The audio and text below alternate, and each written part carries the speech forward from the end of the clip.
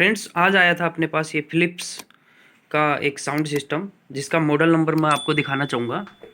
Model number है, यहाँ आप देख सकते हैं स्टिकर में, या यहाँ भी लिखा है MM2220B, लेकिन इसमें आप देखेंगे एक्स्ट्रा में ओब्लिक लग के 94 आपको दिखाई दे रहा होगा।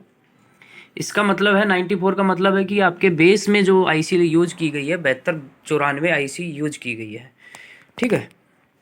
अब इसमें जैसे हमने ये दिखाया था आपको शॉर्ट्स वीडियो में कि इसका ये आईसी हमारे पास एकदम फूक के आया था, जो कि आईसी ये है, आप देख सकते हैं। जब ये आईसी जली तो इसका स्पीकर जो है वो भी इसका जल चुका था आईसी की वजह से।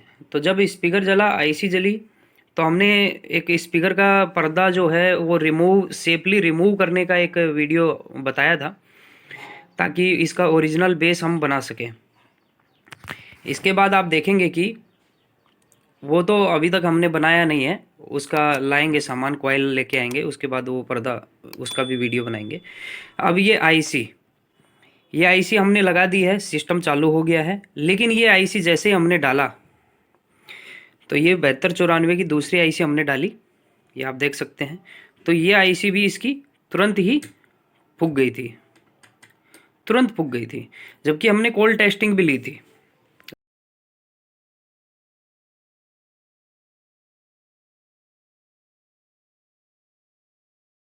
सभी कंपोनेंट्स की। तो आपको क्या करना है इस कंडीशन में, मैं आपको बताना चाहूँगा। ये जो सर्किट है, इसमें जो भी कंपोनेंट्स लगे हैं इनकी टेस्टिंग ज़रूर लें।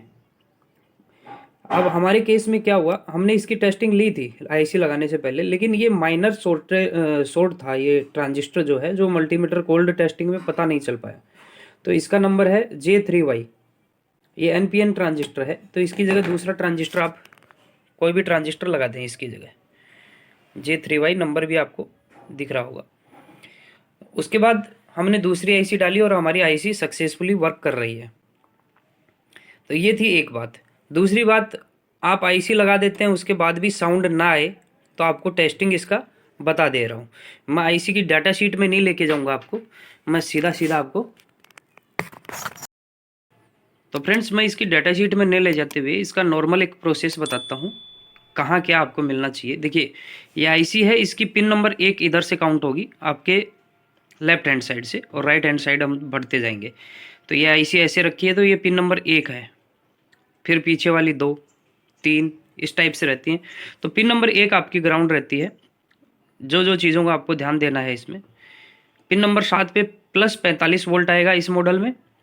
पिन नंबर 8 पे -45 वोल्ट आएगा। पिन नंबर 9 स्टैंड बाई और म्यूट की है, इसका मैं बताऊंगा। और ये जो 13 नंबर पिन है, ये +45 वोल्ट, और 15 नंबर पे -45 वोल्ट, ये आपको देखने को मिलेंगे। अब इसके बाद होता ये है कि स्टैंड बाई और म्यूट पिन, इनमें आपका 12 से लेके 18 वोल्ट तक रहता है। जब आप आईसी निकाले रहेंगे, निकाली हुई आईसी में ही आपको इन दोनों पिन पे वोल्टेज चेक करना है, क्योंकि वो ट्रांजिस्टर जो है वो इन्हीं 2 पिनों से कनेक्टेड रहता है। तो देखिए, ये जो 9 नंबर और 10 नंबर पिन है, इन पे आपको 12 से 18 वोल्ट देखने को मिलेगा। अगर आपका 18 वोल्ट देखने को मिलेगा अगर आईसी आउट है। आईसी इन होने के बाद 9 और 11 वोल्ट 12 वोल्ट देखने को मिल सकता है जब आईसी आप कनेक्ट रहते हैं। जब म्यूट का फंक्शन ऑपरेट करते हैं तो इन दोनों में वेरिएशन होता है, जिसका वेरिएशन ज़्यादा रहेगा कम रहेगा उसी हिसाब से ये या तो म्यूट ले लेगी या स्टैंड बाई में चली जाती है। इस आईसी का ये फंक्शन है।